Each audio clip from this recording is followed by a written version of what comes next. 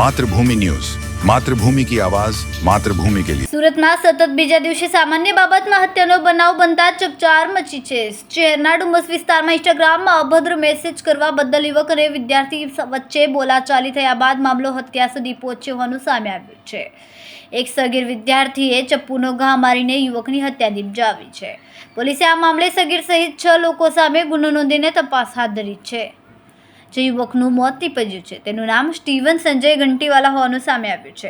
આ હત્યાની પાછળ જે કારણ બહાર આવ્યું છે તે ઇન્સ્ટાગ્રામ પર કરાયેલો અભદ્ર મેસેજ। પ્રાપ્ત વિગતો અનુસાર ડુમસ ગામમાં રહેતા દેવ નામના યુવકના ડુમસમાં રહેતી યુવતી સાથે પ્રેમ સંબંધ હતા। તે યુવતીને આરોપીમાંથી એક યુવકે મેસેજ મોકલ્યો હતો। તે મેસેજ અપમાનજનક હોય તેમ લાગતા દેવ અને આરોપી વચ્ચે ફોન પર ઉગ્ર બોલાચાલી થઈ હતી।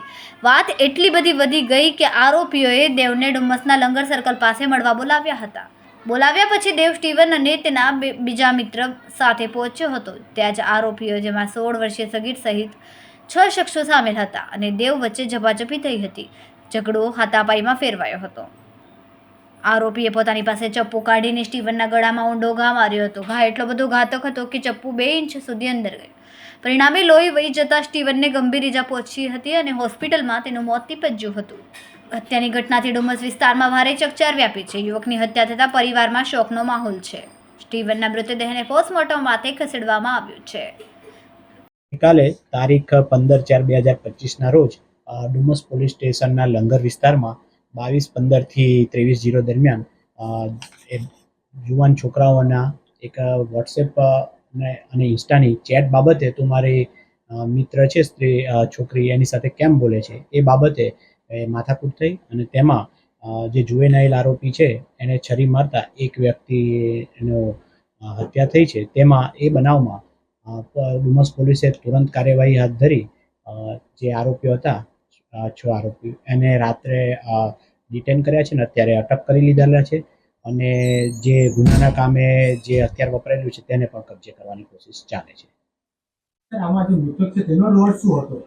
હા, મૃતક હતો એનો મિત્ર જે છે એને બીજી એક છોકરી સાથે પ્રેમ સંબંધ હતો એટલે હાય હેલો કરતો હતો અને પેલો એને ભય માનતી હતી એટલે કે તું કેમ એની જોડે સાથે મેસેજ કરે છે એ બાબતે એકબીજાને ઓળખતા નહોતા પણ વોટ્સએપ પર ઇન્સ્ટાના મેસેજ પર વાત થઈ એટલે કે તું કોણ છું કે તું આવી જા એ રીતે આ બનાવ બનેલો છે। આરોપી શું કરે છે? આરોપી જે છે આરોપીઓમાં ટોટલ 6 નામ છે જે જુવેનાઇલ છે અત્યારે જે આરોપી છે અને બાકીના 4 છે પુખ્ત વયના છે।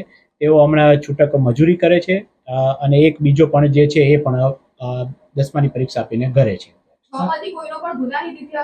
ના, અત્યાર સુધીમાં અત્યારે જોતા કોઈનો ગુનાહિત ઇતિહાસ નથી। આખો ઘટનાક્રમ કઈ રીતે હતો? ક્યાં બોલાવવામાં? હા, ઘટનાક્રમ એ રીતે હતો કે જે ડુમસના જે છોકરા હતા એમને અને ભીમપુરના છોકરા એ બંને વચ્ચે માથાકૂટ થઈ એટલે કે તું લંગરે આવી જા એમ કરતા ઇન્સ્ટાના મેસેજ પરથી બોલાયા પછી સમાધાનની વાત થઈ। એમાં જે જુવેનાઇલ છે બાળકિશોર એણે ગુસ્સામાં આવી એની જાતે જે છરી લઈને આવ્યો હતો એ છરી એણે જે સ્ટીવન સંજય ઘંટીવાલા છે જે સામેનો એને અડાડી દીધી, એને મારી ગળામાં, એને બ્લીડિંગ થઈ જતા એનું મૃત્યુ થયું છે। એના બે જે દેવ અને વંશ કરીને બીજા 2 મિત્રો હતા એમને પણ છરી વાગી છે। તેઓ સારવાર હેઠળ છે પણ આઉટ ઓફ ડેન્જર છે। ખૂબ જ ટૂંકા સમયમાં માતૃભૂમિ ન્યૂઝ OTT પ્લેટફોર્મ અને મેગા સિટીમાં કેબલ નેટવર્ક સાથે જોડાઈ જશે। તો જોતા રહો માતૃભૂમિ ન્યૂઝ।